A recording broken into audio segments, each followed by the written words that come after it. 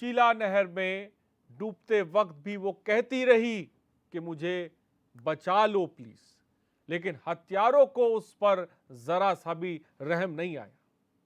आखिरी वक्त में भी अंकिता बस अपनी जान बचाने की गुहार लगाती रही, लेकिन सुनने वाला कोई नहीं था। लेकिन वो हत्यारे केवल तमाशा देखकर अपनी जीत का जश्न मनाते रहे। आज उन्हीं हत्यारों को उनके गुनाहों की सजा देने की मांग प्रदेश के लोग उठा रहे हैं। जगह जगह प्रदर्शन हो रहे हैं। लोग एक मत है, एकजुट होकर कह रहे हैं कि अंकिता के हत्यारों को फांसी पर लटकाया जाए। यमकेश्वर में तो भीड़ ने बीजेपी विधायक की गाड़ी के शीशे तोड़ डाले और विधायक रेणु बिष्ट मुर्दाबाद के नारे भी लगाए। तो वहीं ऋषिकेश में आक्रोशित लोगों ने रिजॉर्ट के पिछले हिस्से में आग लगा दी।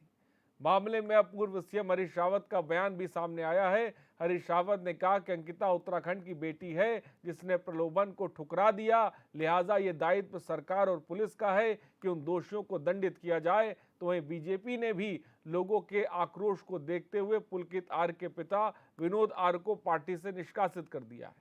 मगर जनता का सवाल अब भी वही है कि गिरफ्तारी तो हो गई, लेकिन हत्यारों को फांसी कब मिलेगी। ये तस्वीरें भी लगातार हम आपको दिखा रहे हैं। ये उस वक्त तस्वीर जब गोताखोर एनडीआरएफ की टीम शव को चीला नहर से निकालती है, पोस्टमार्टम के लिए शव को भेजा जाता है और उसके बाद से जो फिर क्रोध और गुस्सा प्रदेश में देखने को मिल रहा है। कहीं पर विधायक की गाड़ी तोड़ी जा रही है, एम्स अस्पताल को लोगों ने घेर लिया है, कहीं पर पार्टी कार्रवाई कर रही है। तो तमाम एक्शन सरकार की तरफ से भी लिए जा रहे हैं। विपक्ष भी अपनी तरफ से सरकार को घेरने में लगा हुआ है। दूसरी तरफ लोग जो है वो इंसाफ की बात कह रहे हैं कि आखिर अंकिता को इंसाफ कब मिलेगा, उत्तराखंड की बेटी को इंसाफ कब मिलेगा। बड़ी खबर जिस पे लगातार हम बने हुए हैं, पल पल की अपडेट से आपको रूबरू भी करा रहे हैं।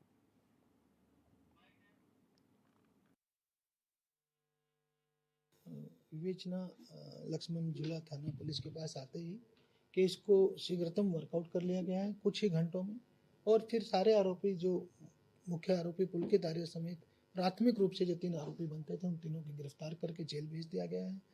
और उसके बाद जैसा उन्होंने बताया, उनके बताए अनुसार कि उन्होंने जो है इसको नदी में धक्का दिया था, तो हमने जो नहर है चीला वाली नहर उसमें उसकी एसडीआरएफ से तलाश करवा करके उसमें कल से तलाश शुरू कर दी गई थी। आज प्रातः उसकी बॉडी रिकवर हो गई है।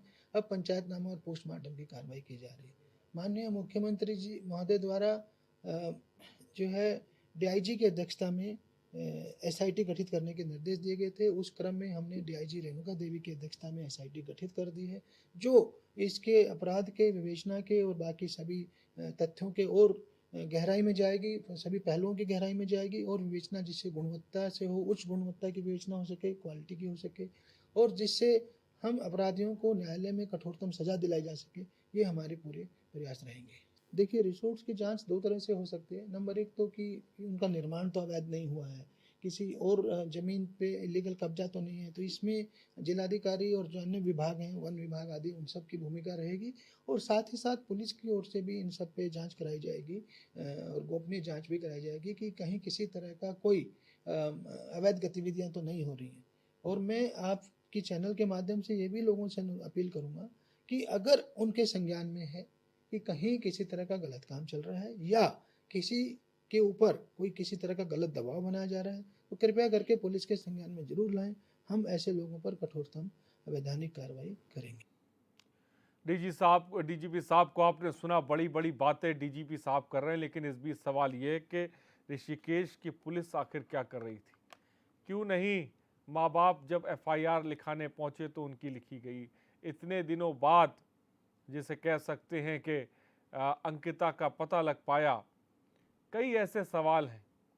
घर को ढा दिया गया, उस रिजॉर्ट को, क्या उसमें सबूत है? तो वो सबूत कहाँ से हाथ लगेंगे? लोगों ने घर को आग के हवाले कर दिया, उस रिजॉर्ट को, तो सबूत कहाँ से हाथ लगेंगे? जब सबूत हाथ नहीं लगेंगे तो केस कैसे मजबूत होगा? तो कई ऐसे सवाल हैं जो मुबाहे खड़े हुए हैं, जिनका जवाब मिलना बाकी है। फिलहाल तस्वीरें भी लगातार हम आपको दिखा रहे हैं। अंकिता हत्याकांड से जुड़ी हुई पल पल की अपडेट भी आपको दे रहे हैं।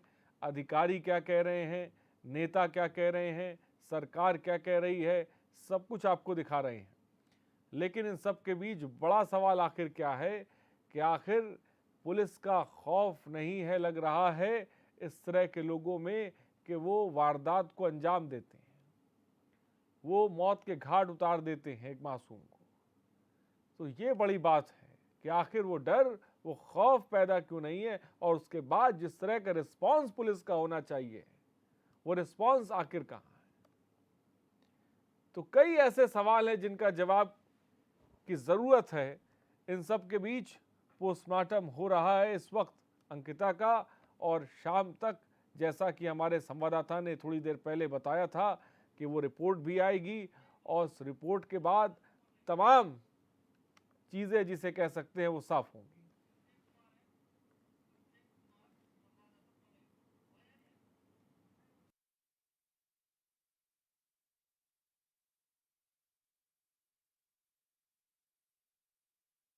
आपको बता रहे हैं, लेकर सरकार एक्शन में है।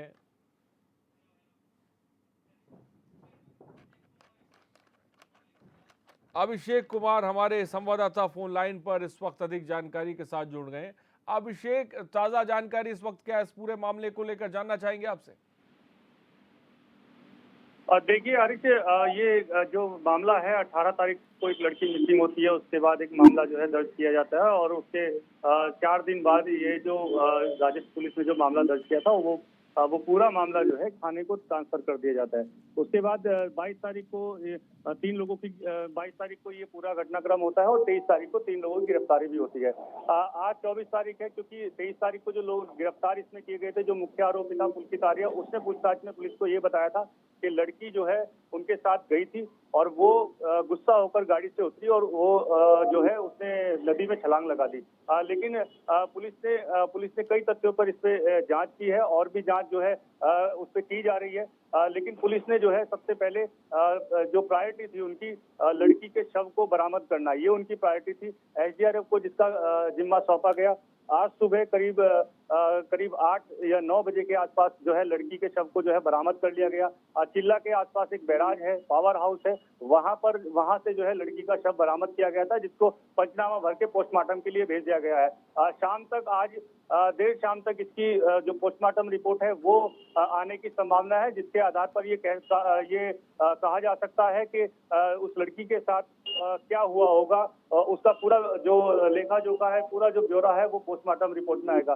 फिलहाल जो है मुख्यमंत्री पुष्कर सिंह धामी ने इस पूरे मामले को लेकर एक एसआईटी भी गठित की है, एक वरिष्ठ आईपीएस अधिकारी को जिसकी जिम्मेदारी दी गई है, उप महानिरीक्षक पी रेणुका देवी, जिनको जो है ये जिम्मेदारी दी गई है कि वो इसके सभी पहलुओं पर जांच करे, और वो देखे कि किस तरह से इस घटना को अंजाम दिया गया। उसके अलावा एक बड़ी कार्रवाई राज्य सरकार ने की है, जो बताया जा सके बड़ा राजनीतिक रसूख पुलकित आर्य के पिता और उसके भाई का है, क्योंकि उसके जो पिता है वो विनोद आर्य, वो दर्जा प्राप्त मंत्री रह चुके हैं, तो उनको जो है पार्टी ने निष्कासित कर दिया है। साथ ही पिछड़ा आयोग के सदस्य थे, उपाध्यक्ष थे, उसके जो भाई है, जो पुलकित आर्य के जो भाई है, बड़ा भाई अंकित आर्य, उसको भी शासन ने जो है हटा दिया है, जिसका शासनादेश जारी कर दिया गया है। जी, बड़ी बात अभिषेक आपने कही। मैं मानता हूं कि एक्शन एक तरफ हो रहा है, लेकिन दूसरी तरफ पुलिस के काम करने के तरीके को आप किस तरह से देख रहे हैं, क्योंकि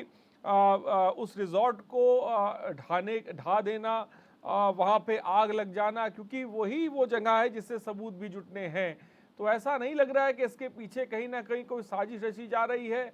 उस जगह जहाँ से सबूत मिलना है, उन सबूतों से केस को प्रबल होना है, उसी जगह को गिरा देना, आग लगा देना, तो सबूत कहाँ से आएंगे?